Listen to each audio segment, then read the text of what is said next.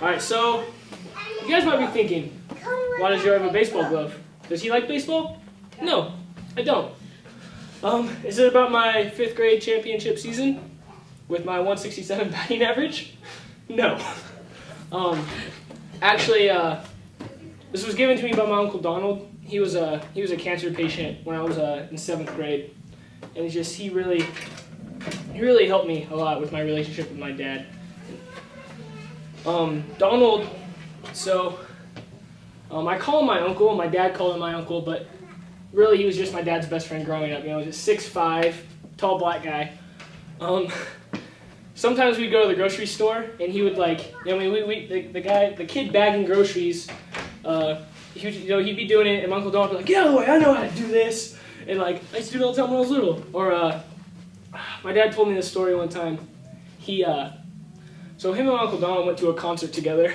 And my dad and this girl are dancing. She's like, "Oh, hey, who'd you come with?" And he's like, "Oh, my Uncle Donald." And he's like, "How about you?" She's like, "Oh, my mom."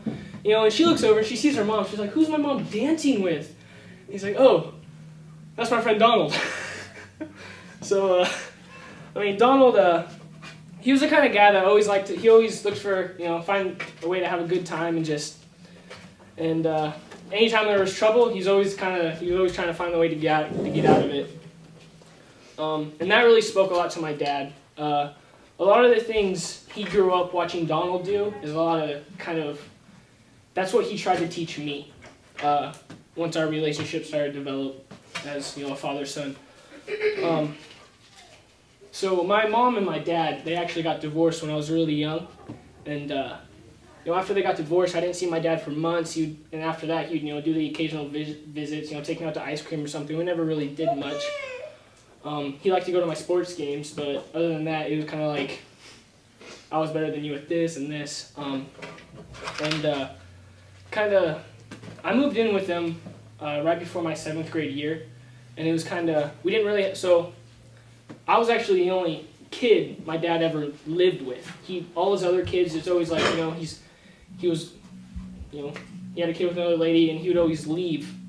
And I think he really wanted to change that once I was born. So I moved in with him, but I stayed. I didn't even live in the house. I was in this little shack outside, and weekend to weekend, it was kind of he would go to work, and I would just have the house to myself. And weekend to weekend, he would have different women inside and outside the house, and we just never really had a relationship. But my Uncle Donald, when he passed, it was really hard for my dad. My dad was devastated. He lost his best friend, he lost his accountability partner, and this was my dad had no idea how to handle it. He didn't have anybody else close in his life besides my Uncle Donald, because all his other friends were in the middle of divorces and going through their own struggles. So my dad didn't really have anybody to talk to, I remember going to school the next day. My friend Mike was like, "Hey, I want to go hang out with you," and I saw your dad on the couch, and he was crying. And then, so I went home, and my dad would every day before work, he was crying on the couch. I'd get home, he'd try to clean himself up real quick, and finally I got the courage, "Dad, how you doing?" kind of thing. And he really started to open up to me more, and then, I started talking to him about things, and that's when our relationship really started to grow, just a father-son relationship. And it was just amazing how in that couple months after he passed, my dad and I, we became best friends. We realized, if my dad passed away, he's my best friend. I can't live without him. And and then just this glove.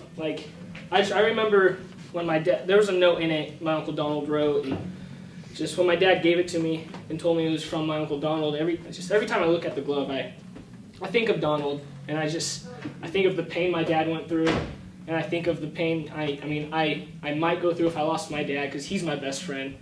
But every time I look at the glove, I thank Donald for just what happened, because Donald had such an impact on my dad's life, and I don't think if he didn't, I don't think my dad and I would have the relationship we have today.